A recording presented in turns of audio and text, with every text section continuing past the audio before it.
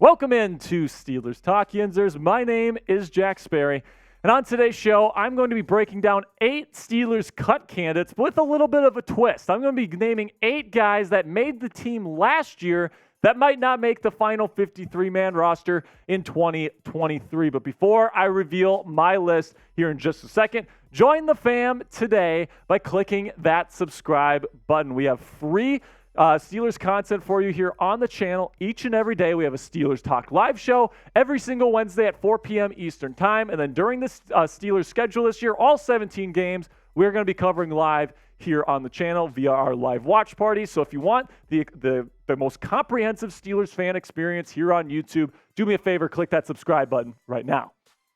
So let's start with a position here, the wide receivers that I think could be cut candidates, guys that made the team last year. And again, make the team, I'm talking about practice squad as well. Gunnar Olszewski and Cody White. So the wide receiver room got a lot better this year, okay? You still have Deontay Johnson and George Pickens, but you add Allen Robinson via trade. Calvin Austin III did not play in 2022 due to a foot injury, is back. You added Hakeem Butler, who apparently has been playing well in camp. And then Miles Boykin is a special teams ace that is a near lock to make the team. And usually teams, they like to carry 6 wide receivers, okay? But if that's the case, right, if Butler makes the team, that means Gunnar Olszewski is the guy that made the team last year as their special teams kind of person with kick and punt returns.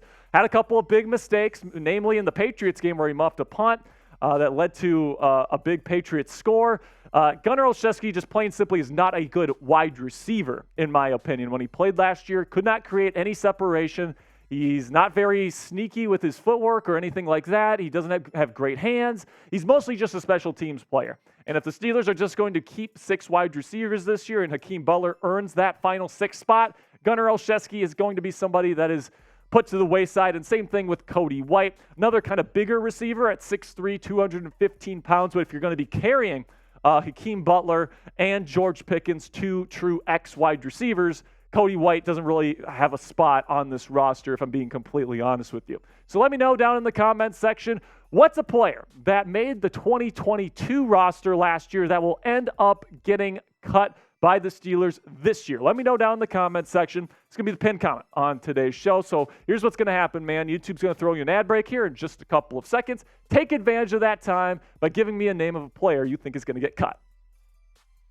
All right, second position to break down here, interior offensive line. Kevin Dotson, Kendrick Green, 2 guys that were on the Steelers last season that I think could potentially get cut because of the emergence of 7th-round rookie Spencer Anderson, who is being seen as somebody that could potentially make this roster as a swing interior offensive lineman. Now, is it possible that Kevin Dotson makes the team? Absolutely. He started for them last year. He has experience in this system. He's a good depth piece. But the thing is with Kevin is that Mike Tomlin likes to say, we want volunteers, not hostages. And there's some, indication that Kevin Dotson doesn't want to be a Pittsburgh Steeler. He wants a shot to be a starter after the Steelers have kind of brought in some players to replace him in his role in the offense this year.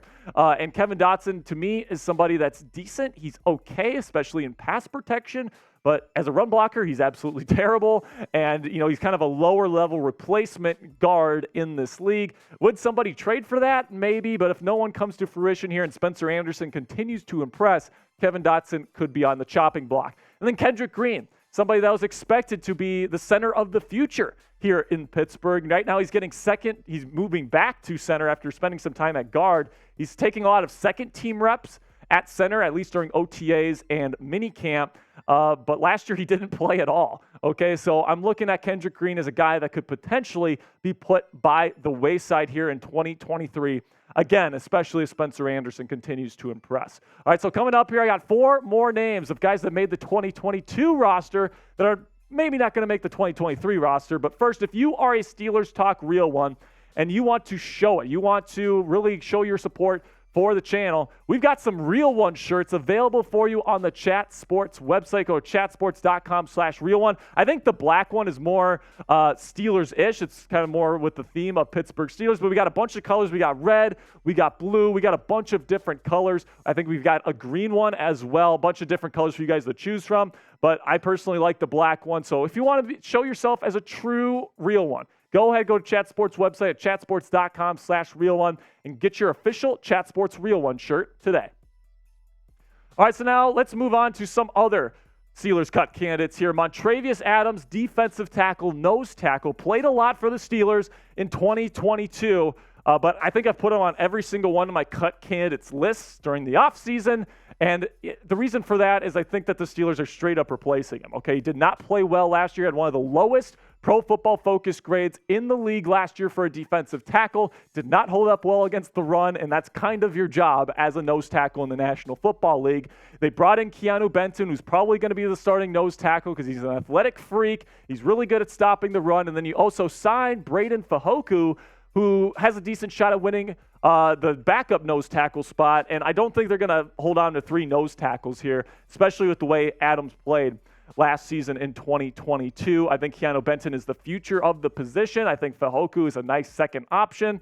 And for the record, Adams is an okay second option, but if they're going to stick with Fajoku here, I don't think they're going to keep 3 nose tackles. I think Adams could be getting the boot.